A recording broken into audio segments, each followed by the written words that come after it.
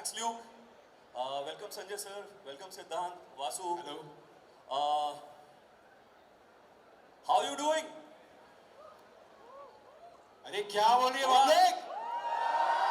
थोड़ा शोर तो करो यार. So, before I begin, let me ask you a question. How many of you have read Nagraj, Super Commando Dhruv, and Doga? Yes. So the creator of Nagraj, Bhokal, Doga, Parmanu, and I don't know how many amazing characters we all grew up with. Mr. Sanjay Gupta is with us from Raj Comics. And then of course, Siddhant needs no introduction. He's MC Sher from Gully Boy, and otherwise also he's the latest nation heartthrob. But what a lot of people here won't be knowing is Siddhant is a massive Raj Comics fan. So before I begin, I would like to ask Siddhant, how was it, growing up in Balia, and what role, Raj Comics played in your life? Whenever we say comics, usually DC, Marvel, huge fan of that as well. But this goes back when I was a kid. एक छोटा सा शहर है बलिया. तो जब मैं वहाँ से ट्रेन में चढ़ता था बॉम्बे आने के लिए, तो उस स्टेशन पे कॉमिक्स मिलती थी. और वो कॉमिक्स लेके मैं पूरे सफ़र में पढ़ते हुए आता था और वो ख़त्म कर देता था. तो वो जो ट्रेन की जर्नी है और मेरा जो बचपन है, उसका ये जो मिश्रण है, उसके बीच में कहीं ये मेरी यादें राज कॉमिक्स के साथ. और अभी तक वो सारी कलेक्शन है यहाँ पे है. कुछ मेरे गांव में पड़ी हुई है. और अपने भाइयों के साथ एक्सचेंज करते थे कॉमिक्स अपने. क्योंकि क्या है, तब जब छोटा था तो मैं बलिया में था, इतनी इंग्लिश आती नहीं थी, हिंदी पढ़ता था मैं. और हिंदी में कॉमिक्स यही अवेलेबल थी. वो जो कैरेक्टर्स थे, नागराज, डोगा, परमाणु, सुपर कमांडो ध्रुव, उसमें कहीं ना कहीं आई थिंक मैं देखता था जो ये जो मज़ा आता था, एक होप आता था, एक उम्मीद होती थी कि कोई ना कोई इस दुनिया को बचा लेगा. तो बचपन से बहुत खासकर वो यादें जुड़ी हुई हैं और अभी तक हैं वो सारी कॉमिक्स. तो ऐसा कुछ रहा है मेरा सफ़र इसके साथ. Sanjay sir was beaming when you were talking about all the characters, right? Because of course उन्होंने ये create किए थे करीब 30 साल पहले, 30-40 साल पहले. There are a lot of questions, Sanjay sir, that people would like to ask you. What were you thinking when you created Nagraj? जब आपने परमाणु create किया तो आपके दिमाग में क्या चल रहा था? मगर मेरे दिमाग में दूसरा question है. So Marvel Universe everyone knows, right? और मार्वल यूनिवर्स बना इसलिए क्योंकि मार्वल पढ़ने वाले बच्चे एक टाइम के बाद बड़े हो गए. उनमें से कुछ एक्टर्स बन गए, कुछ राइटर्स बन गए, कुछ डायरेक्टर्स बन गए, और उन्होंने मार्वल यूनिवर्स की एक सिनेमैटिक रचना कर दी.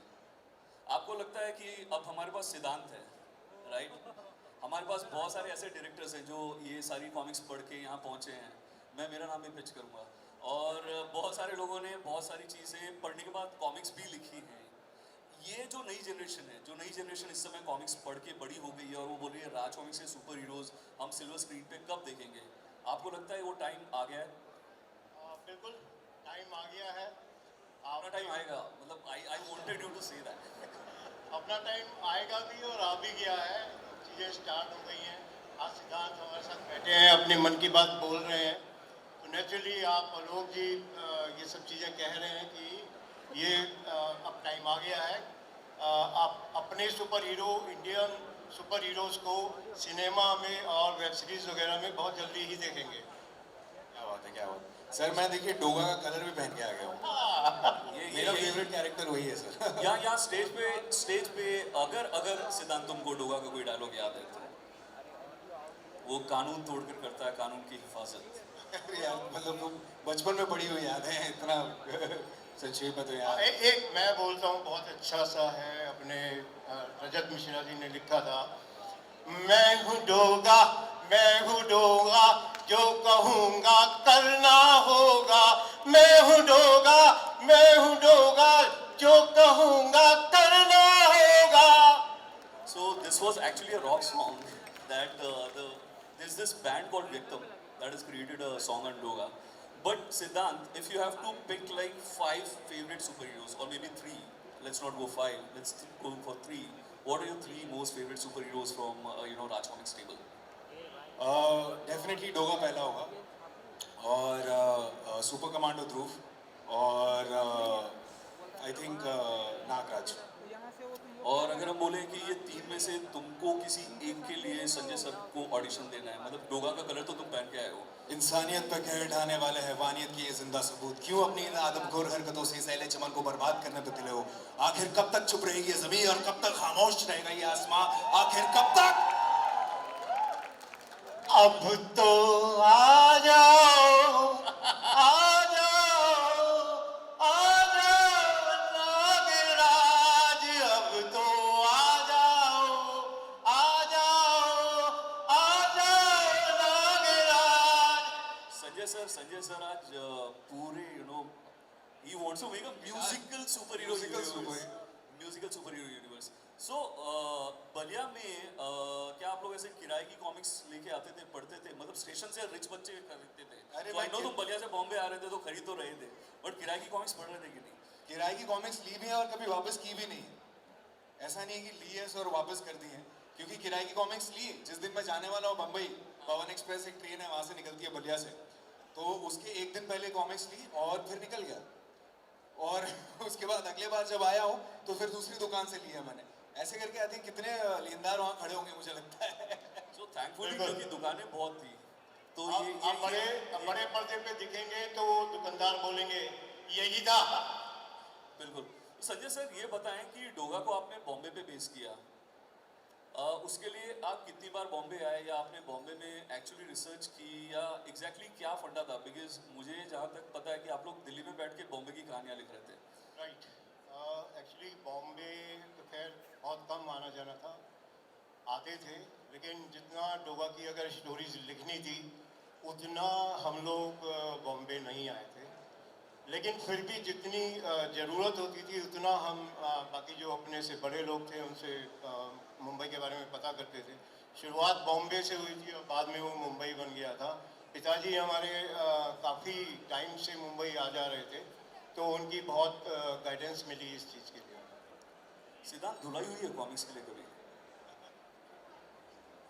धुलाई करने की कोशिश तो बड़ी की है, लेकिन मैं उनको डॉज भी कर देता था, क्योंकि एक्शन कॉमिक्स पढ़ता था तो कई बार मम्मी की वो उड़ती उड़ती उड़ती चप्पल आती थी, उसको डॉज कर लिया. तो कई बार कोशिश तो की है मम्मी ने कि बेटा वो पंगे नहीं देखी, अरे कॉमिक्स पढ़ोगे नंबर्स कम आएंगे, बड़ा होके क्या करेगा तू, इंजीनियर डॉक्टर तो बन नहीं पाएगा, कॉमिक्स पढ़ता है. नहीं, तो मैं क्या करता था, किताब के अंदर वो कॉमिक्स रख लेता था ना वैसे, तो कभी पता नहीं चला है कई बार. लेकिन एक बार किया था मम्मी ने, जितनी भी कॉमिक्स थी वो सारी गांव में छोड़ के आ गई हैं वो. कुछ मैंने जैसे तैसे बचा के रखी हुई है अभी तक. सो व्हाट इफ, हाँ सेम मेरे साथ था. मैं भी अपने बचपन में जो पहले कॉमिक्स आती थी उनको इसी तरीके से हम लोग करते थे, किराए की शॉप से जाके पढ़ते थे. राइट.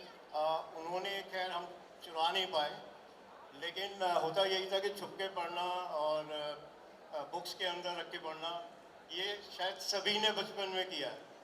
एक सबसे अच्छी चीज़ है राज कॉमिक्स की जो मुझे लगता है, राज कॉमिक्स का साइज, क्योंकि संजय सर ने भी ये किताबों के नीचे छुपा के पढ़ी है ना, तो राज कॉमिक्स का साइज होता था छोटा, वो मार्वल के साइज का होता नहीं था. सो वो किताबों में छुपाने के लिए सही साइज की कॉमिक्स ऐसा सोच के डिजाइन किया आपने? नहीं, हो सकता है बहुत कुछ ये साइज बहुत अच्छा है किताबों में छुपा के बहुत पढ़ने के कुछ लिए. सोचा जाता है, और जो हम बचपन में कर चुके थे तो हमें लगा और अगर 1 mm और कम कर दें तो आसान रहेगा.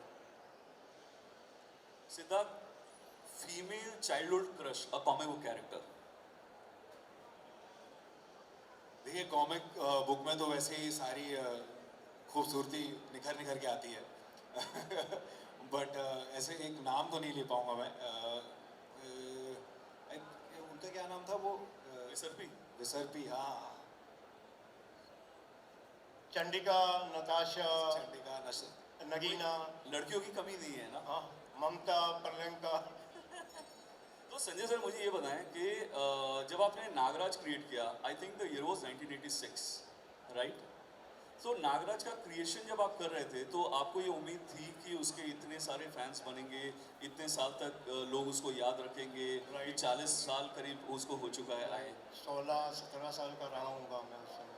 आप 16 के थे जब आपने नागराज क्रिएट किया. ये कैसे हुआ, मतलब आपके इंस्पिरेशन क्या थी? इंस्पिरेशन थी, मैं बचपन से ही जो भी कॉमिक्स आते थे, अमरजीत कथा, इंद्रजाल कॉमिक्स वगैरह जो भी थे, सब पढ़ते थे, हमें बहुत पसंद था वो। और फिर हमने एक बार स्पाइडरमैन देखा टीवी पे, नेशनल चैनल पे, तो हमें लगा कि हमारा अपना एक सुपर हीरो होना चाहिए, जिसे हम लोग कह सकें इंडियन सुपर हीरो। यहाँ से ये सब शुरू हुआ। नागराज। और डोगा के लिए आपकी इंस्पिरेशन क्या थी एग्जैक्टली?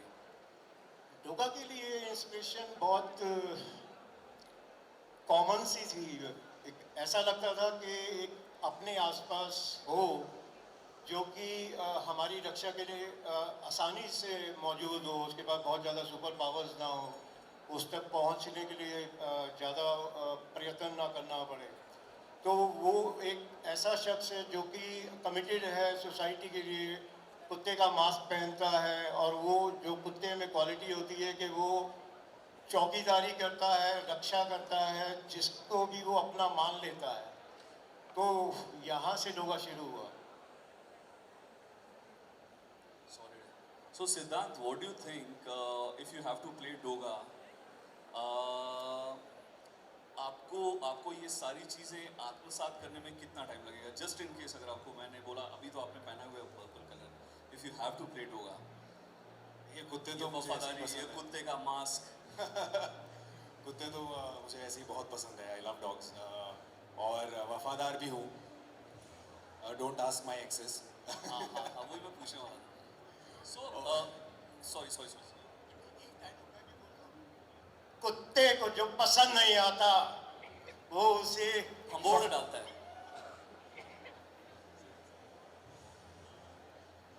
सिद्धांत, देखो सुपर हीरोज की बात तो सब करते हैं, राज कॉमिक्स का एक और पहलू है, वो है कॉमेडी कॉमिक्स, राइट? बाकेलाल, गमराज, ऐसा फाइटर टोड्स। फाइटर टोड्स, क्योंकि कोई भी एक्टर ना टोड बनना नहीं चाहेगा, तो वो थोड़ा मुश्किल है। और we have a good looking actor here, वो तो मुझे नहीं लगता कि टोड बनने में इंटरेस्टेड कहीं से भी होगा। Right, right. But if you have to play a comic character, a comedy character,